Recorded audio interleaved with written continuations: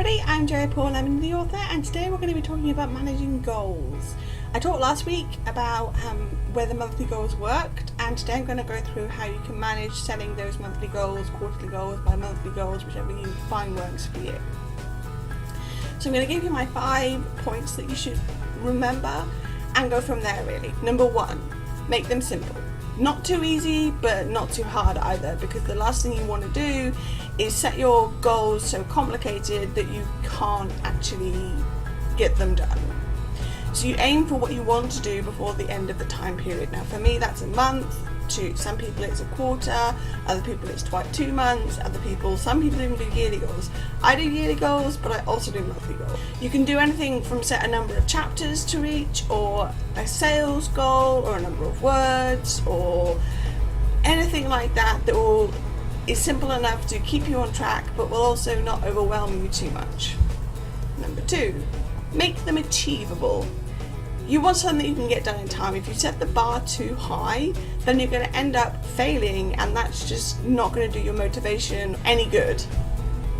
You don't want complications that you can't reach, so you don't want to set yourself up to fail. Because if you do that, then all that's happening is you're setting yourself up to fail, you're failing, and then you're just beating yourself up over it, which nobody wants. And you want something that will require work but isn't impossible to achieve. So there's no point saying, I will finish this book in the next month if you're on page 1. Some people can do it, and if you're one of those people, more power to you. I'm not one of those people. It usually takes me about 6 months to write a book. And so setting that in the first month is just going to make me feel awful when I don't do it, which is completely not the point of monthly goals. Number 3, make them relevant. If it's a long-term goal, it should be marked as such. If it's something that has an end date, you should give yourself time to do it. Like with a book release or a giveaway or a writing goal, like I wanted to finish 2 books this year in my yearly goals. I'm really close to doing that, but I knew that a whole year would be long enough time for me to finish at least 2 books, and I have almost done it. But I don't, like I said before, you don't set it as a monthly goal unless you're right at the end of the book, in which case that's doable. If they're your writing goals, then you need to make sure they're relevant to writing. Like I've said before, that my monthly sticky post has everything on it, from writing to geocaching to watching TV to my reading list to all my hospital appointments. So those aren't all goals, but the writing part is all my goals for that month, and I generally meet every single one of them. But I have to be sure to set goals that are A, manageable, and B, relevant to what I'm trying to do. I can't set goals to something that I've not yet reached. Number 4, decide how to track them.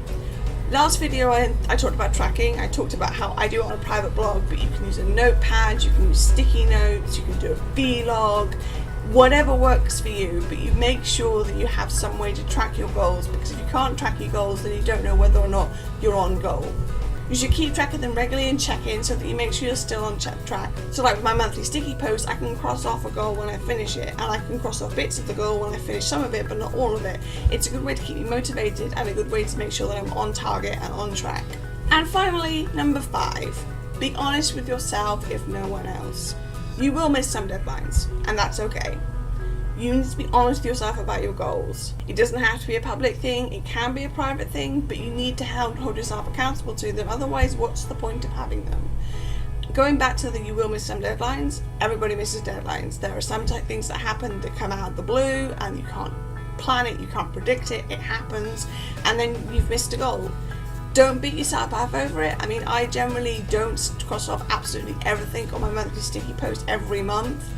And you have to allow for some failure as such. If you're setting yourself up to having to do all of this, completely no excuses, no take backs, nothing, then you're going to find that you're really kind of disappointed and unmotivated, because you're not going to manage absolutely everything on your list. And that's okay. So there we go. Those are my tips on how to manage goals and what kind of goals to set yourself. I hope that helps, and as I said, keep them simple, keep them achievable, and make sure you're honest with yourself if nobody else. You don't have to tell anybody else how you're doing on your goals, but you should at least be able to say to yourself, yeah, I'm doing really good, I've done 50% so far, etc, etc. So that's all I've got time for today. If you want to get in touch with me, you can do so by leaving a comment down below or subscribing to my channel. You can also contact me on Facebook, on Tumblr, on Goodreads, on Twitter. My book is available on Amazon in ebook and paperback format, and you can pre-order It's Not Always Rainbows for 99p on Kindle now.